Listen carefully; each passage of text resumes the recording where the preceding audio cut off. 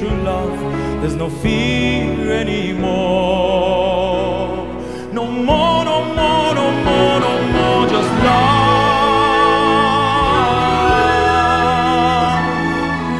Somehow we are beautiful things.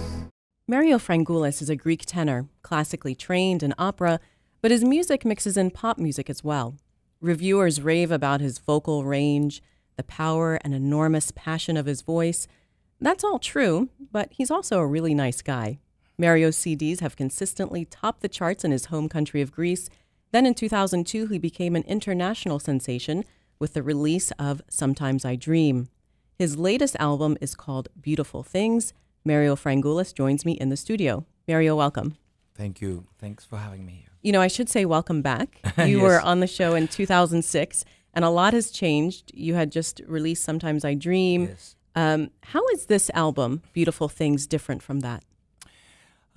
In a sense, you know, over the years we mature as performers, and we have different messages to put across through our music, and that's how I've always lived my life, I guess.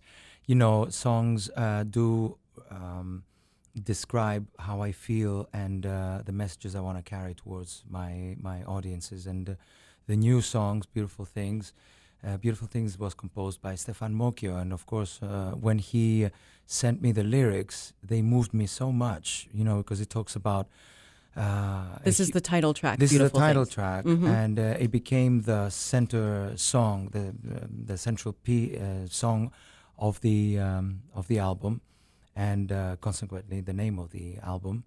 And it represents everything I believe. You know, I believe that every day we strive to become better people. We the things that we actually truly believe in don't cost a thing, you know, because nowadays, you know, everybody's talking about the economic situation, the political situation, and I'm saying, what about life? What about life itself? Learn how to respect and love each other, and then you find your way through your own life. But you know, Mario, there's a lot of ugly things I in know. life as well. Of course, absolutely. But we are not here. But what do we do with that? We try harder. We try as ambassadors of life, of good faith, of you know, of being human beings. I mean, so many times, so often, they ask me, "What is the biggest role you've played?" And I said, apart from Prometheus and Bacchae and Dionysus in Bacchae, for example, which are huge roles, the biggest role I ever had to play is being a human being. And I think that's the role that everybody has to adopt. I in a do sense. notice that in your lyrics, that there's this theme of just be true to yourself, be who you are, Exactly. and you are beautiful. Thank you, and so are you, Maria. And no, I'm saying as a person, I think who you are as a person is reflected by your work, by your sincerity, you know, with your audiences, with your listeners, for example, also in your case, you know. Do you think that this is your best album yet? I think it's one of my best albums. Yes, they're all my best albums. You know, people say you're as good as your last. True. You're as good as your last piece of work. So if that was a theater, or if this was a recording, you want to be the best you possibly can for that particular moment in your life. And I think this album describes in more ways than one where I am now and how I view the world and what I like from my relations with people, and how I would like, through my music and through the poetry that I chose for this album, to give the message of hope, the message of love, to understand what not only in a spiritual way, but in a humanitarian way. You know, if you love each other, then you'll find solutions. You will not strive only for for a political career or a singing career, but you'll also be a human being. Mario Frangoulis is in the studio with me. He's a Greek tenor, multi-platinum recording artist, and actor. He is currently on tour. His latest release is called Beautiful Things. Mario, for somebody that hasn't heard your music, describe it to them in your words. Well, it's classically, I would say it's called classical crossover. There is an actual name for it, and I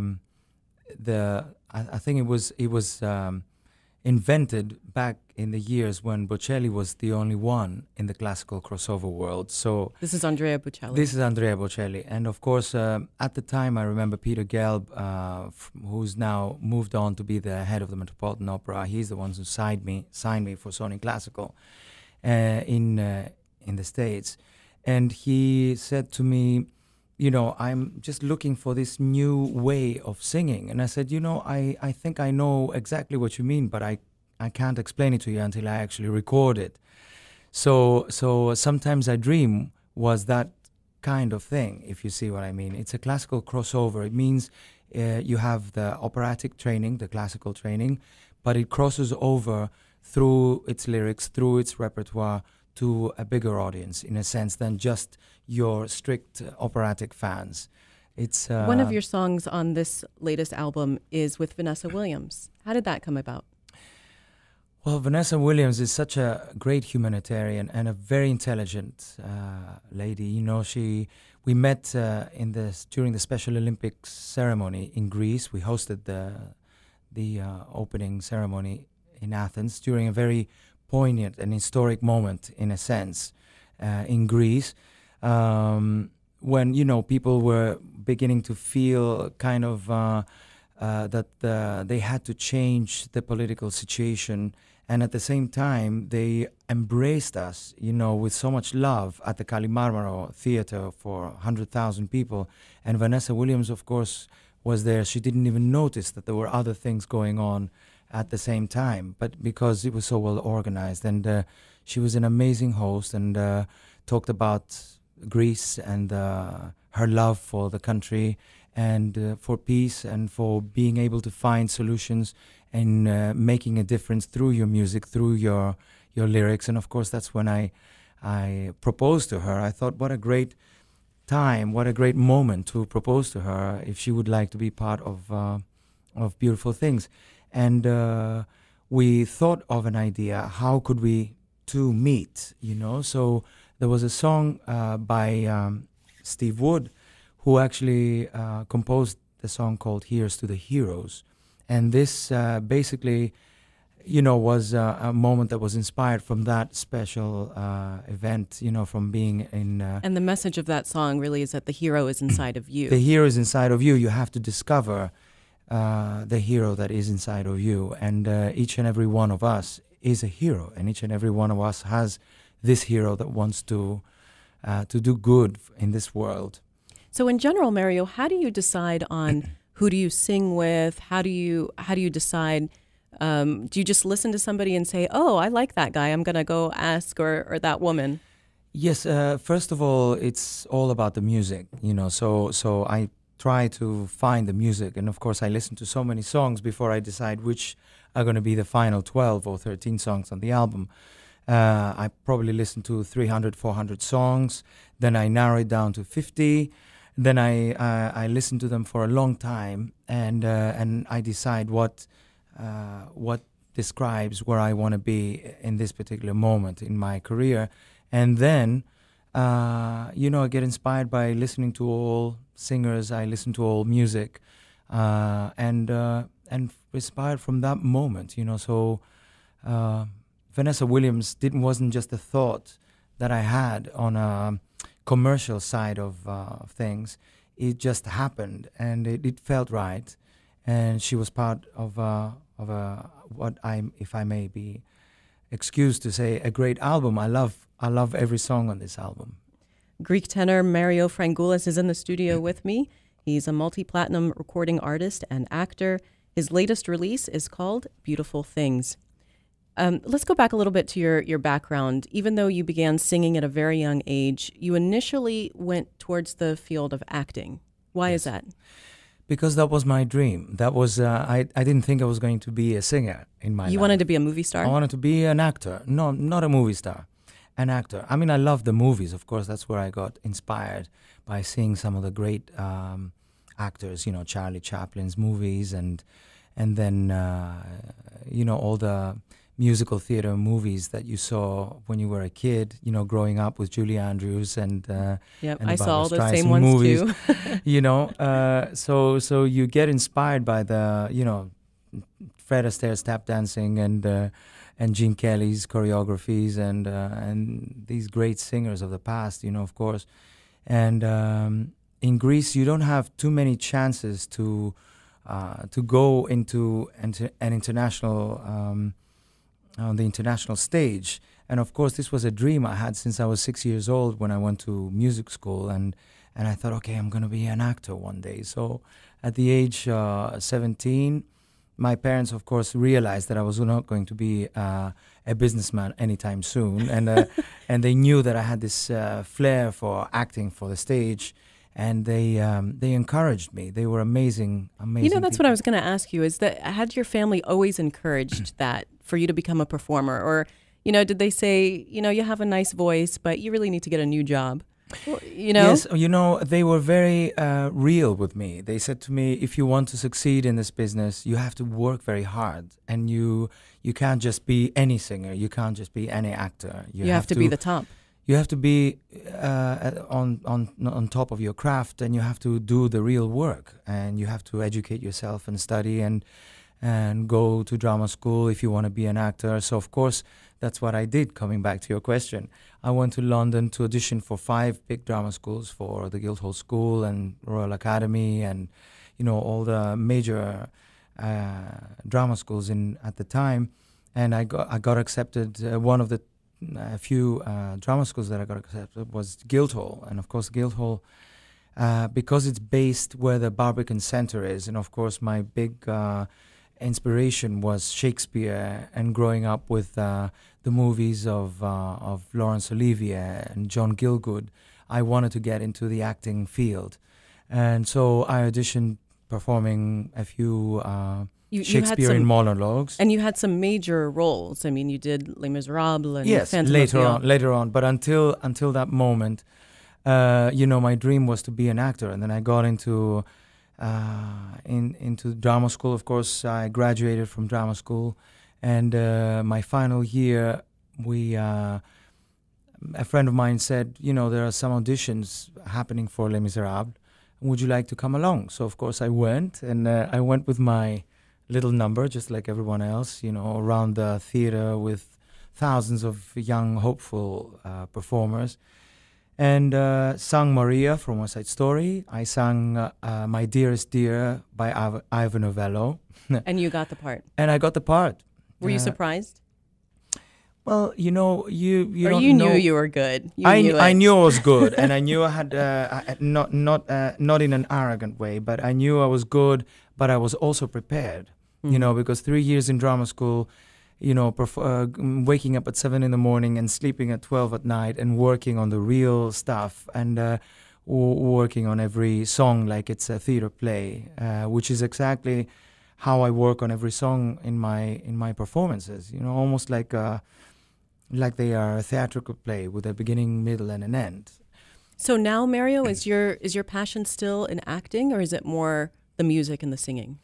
It is also acting, and I say to myself, one day when if God forbid, I won't be able to sing anymore, I'll be an actor. This is what I want. And of course, I try to do both, but sometimes your career doesn't allow you to do both at the same time. Like a few years ago, I played Dionysus in Bacchae, and I just had to do that. I had to just dedicate myself into 3 months of rehearsals and performing in all the ancient theaters, and really do be an actor, and forget the fact that I was a singer. Put my acting hat on. But it's good. Of course, I always hope I'm able to combine the two, if I can. Mario Frangoulis is in the studio with me. He's a Greek tenor, multi-platinum recording artist, and actor. His latest release is called Beautiful Things. So I want to ask you a little bit about the business side of what you do. Do you sing what you want to sing, or are you always thinking about what's going to sell? No, never. I always think of what I would like to sing. And what I choose at the end Well, you know, we have our marketing team, of course, that sometimes they have creative ideas and whatever. But in the end, you have to feel the songs. You have to be connected to. But has anybody ever said, you know, oh, it's a little too opera-ish. Let's do a little bit more pop. Let's do a little bit more of this. Well, I follow their advice, but I don't always follow their lead on this, which is what makes me who I am. You know, I always choose classical pieces and pieces that I love to perform in a live situation. I would never want to record something that I would later feel funny about having recorded, or feeling funny when I'm on stage performing the songs, for example. I want to be proud of each and every moment. Well, let's talk about the stage. I'm interested to know, how do you prepare for a live performance? What are you doing in the hours, minutes before a performance? Hours, minutes, days, months. Like, what are you doing the day of a performance? The day of? I try not to speak to anyone. I try not to communicate with... to save your voice? Yes, for sure. Because I think that's the best thing, you know, to sleep and to rest and to... you know, enjoy the peace of that moment before you go on stage, to collect your thoughts, your energies, to concentrate on your music, just the last check on your songs to see if you've missed something, you know, as a performer, you know, if there's something that you have not connected with in the past 3 months of rehearsals, for example. How do you want audience members to feel or to think when they walk out of one of your concerts? To walk out? At the end, at the end, not in the middle. Not in the middle. I would hope not. This is exactly what my fear is, you know, that the program, because every single performance is always unique, because we have different performers, different guests. So therefore, we will adapt also my journey in collaboration with our special guests, you know. So every time the journey takes different routes and different feelings. So that's your nightmare, is that people will stand up and leave? My nightmare, no, my nightmare is that people won't understand the journey that I've set out for. So how do you want them to feel when they're walking out at the end of your performance? Inspired and happy, and happy that they've spent the last 2.5 hours, forgetting about their everyday problems and their everyday issues and what goes on around the world. Because of course, everything that happens around the world affects me as well. You know, I don't live in a kind of pink cloud, as they say in Greek. To sinafaki mu, my pink little cloud that nothing is affecting me. Everything affects me, and everything becomes part of my work and my music and the poetry that I use for my songs. So I try to give people a moment of you know, that they can reflect on what goes on in their lives during that concert, and find ways within them that they might be able to be inspired and have ways of. Mario, I'm going to read you a reviewer from Amazon.com. And this person, I don't know if it's a man or a woman, says this concert, and I don't know which concert, this concert had a lasting impact on my life. It made me change my life and not give up on the power of true love. I found true love because these songs inspired me to. Oh, that's pretty heavy stuff. That's the pretty heavy stuff, but it's the greatest compliment that anyone can pay to you as an artist, you know. It means that what we set out for, you know, because it's not a commercial thing, like I said. It's a personal involvement with my audiences. You know, I want them to feel like I am Mario, their friend, their loyal friend for years. They, you know, if it wasn't for my fans, I wouldn't be here, and if it wasn't for, and I wouldn't be there without them. You know, so we inspire each other over the years. I hear stories of their lives. They write to me sometimes. Now it's easier, of course, through the internet to hear people's personal stories. And I always make an effort to answer back and to have that connection. And of course, all of that is part of my life, and it makes it sort of affects me as well as to what the next step is going to be. Tell me about your charitable activities. I'm involved with two major charities. One is the WCCCI, which is the World Centers of Compassion for Children International. And Betty Williams, she's a Nobel Peace Laureate, and she's the head of this of one of these charities. And it's not exactly a charity per se. I mean, you would say it's an organization that is focused on peace, and especially for young people who come from war zones to find a safe home for themselves and to be able to grow up in as natural an environment as they can be, away from their countries and away from their own homes. And your other charity, Horatio Alger, also deals with young people. Yes, I was going to say, sorry. No, go ahead. That the first Center of Compassion for Children International has already opened up, and it's in Europe, in Italy, in a beautiful place, and of course that provides schooling and education and medical doctors and helps these young people, feel safe suddenly who come in from war zones. From war zone situations. And it's not very far from Greece. It's right across in Graecia Magna, as we say, the greater Greece in Latin. And it's right across from Zakynthos. Zakynthos, Kefalonia, where all the Eptanes are, in a land called Matera. It used to be in Basilicata. It was intended to be a nuclear wasteland, and of course Betty Williams, together with Berlusconi, even though Berlusconi wanted to move towards that direction, she managed to convince the mayor and the owners of the land to actually take hold of it and create a new beginning. And instead of a nuclear waste ground, it became a land of peace.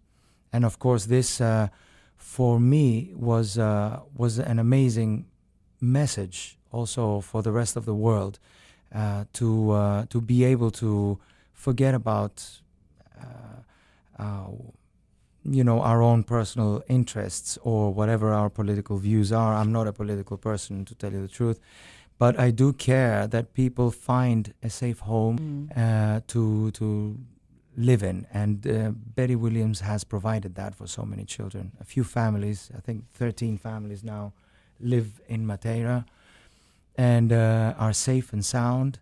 And even if you save the life of one child, makes a huge difference in my life anyway, and I think it does to the rest of the world. You have a soft spot for children, don't you? Very much, because I was separated from my family when I was 4 years old, and I came from Africa. As you know, I was born in Africa, and I was born in Umtali, when it was then Rhodesia, today Zimbabwe. And things, became very, very unsafe for us at the time, because it was the beginning of apartheid. It was the beginning of all that was happening in Zimbabwe. And my mother decided to come to Greece to stay with her sister for a little while for the summer. That summer, and they decided to go back to Africa, but left me with her sister in Athens, my Aunt Lula, who was... This is you and your brother, or just you? No, just me. I was separated from my brother. My brother went back with my mother and father. And I was left in Athens, and what was meant to be 3 months or 2 months in Athens, my parents had promised to come back and get me back to Africa, I guess, or to reunite with our families, it took at least 4 years. So I didn't see my parents again until I was 8. So that was a deciding factor in a sense for my life. You know, from 4 to 8, I guess half of my life I hadn't seen my parents. So I decided to stay with my aunt because that was my new home, my new parents, my new life, I guess. So Greece became my country. Greece is my country, but I'm saying Greece became my new world, Your my home, new really. home, my new home, and my new parents, my aunt and my uncle, George and Lula. How was your relationship, though, with your mother and father after that? Well, you know, Did you feel like you never really forgave them for leaving you? well, it took a while for me to understand that it was not intended to be like that. That in fact they did make the right choice, and what I felt was not right was that they separated me from my brother. You know, and because he was my best friend, my mentor, my most loved one. You know, we were very, very close, and you know, I didn't know much, but I knew my brother. You know, and of course I grew up with him until I was 4. But our lives separated us, and we're still very, very good friends. Unfortunately, I lost my father from years ago when I was doing Les Miserables, actually, in London. And still have a great relationship with my mother. My mother lives with me now, my natural mother. But I did lose my aunt and my uncle, you know, the people who raised me. So,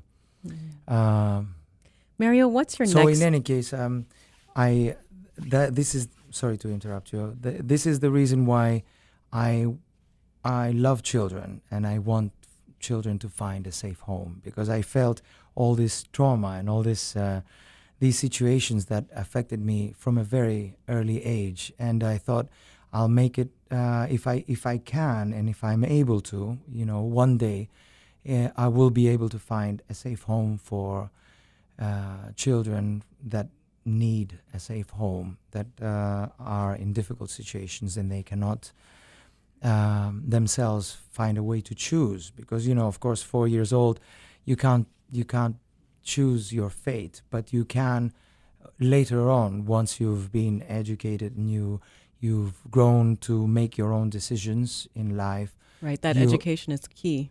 Is absolutely key, yes. Mario, what's your next big thing? My next big thing? I am not sure if I think like that. I have a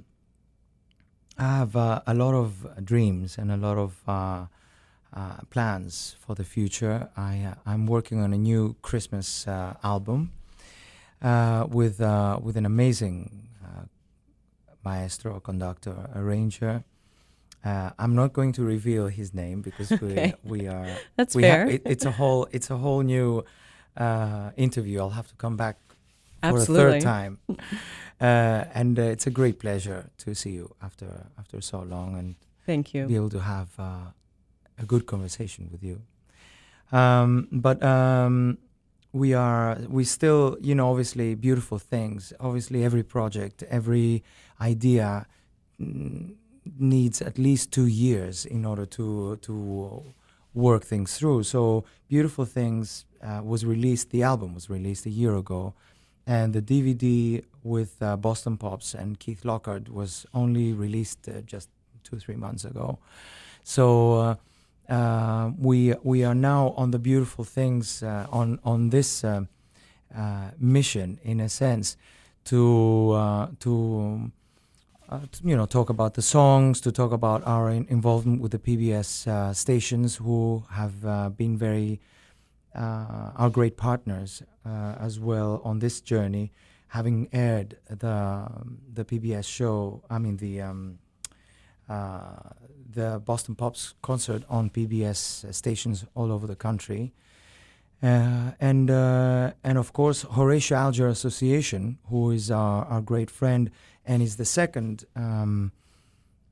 charity, not charity, I would say Organization organization that I'm involved with, for the US and Canada. And this is a different way. This provides scholarships to young people who want to go into higher education. So, these are scholarships that are given to young people who, come from very, very difficult backgrounds, and they have overcome adversity, and they want to go into a higher education. And of course, they meet all the requirements of being able to win a scholarship, still having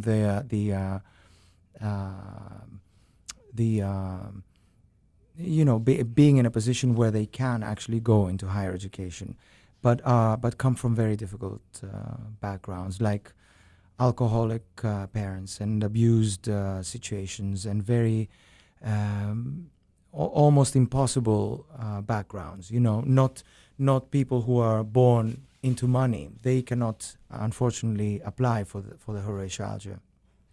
But having said that, a lot of the members of the Horace-algia Association are self-made business people who came from a very difficult situation, and one day, once they've made it in this world, in society, this is a way of giving back. Yeah. And helping other people realize their dreams as well. Mario Frangoulis, he's a Greek tenor.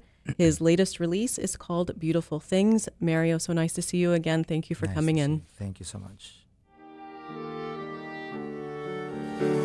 Ho avuto brevi attimi di gioia, momenti interminabili di noia.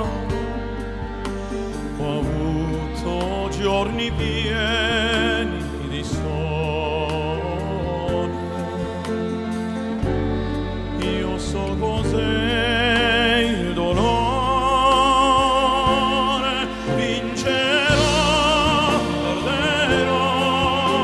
La mia vita vivrò, io da solo saprò continuare.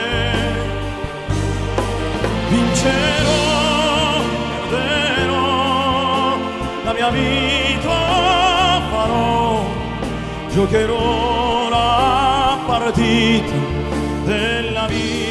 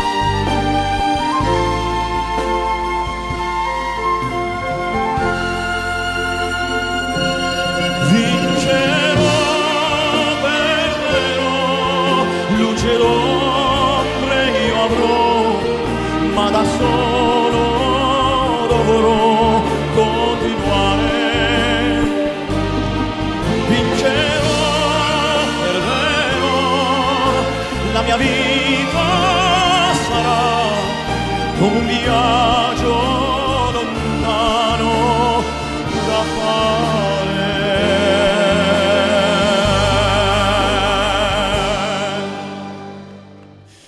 Vincerò,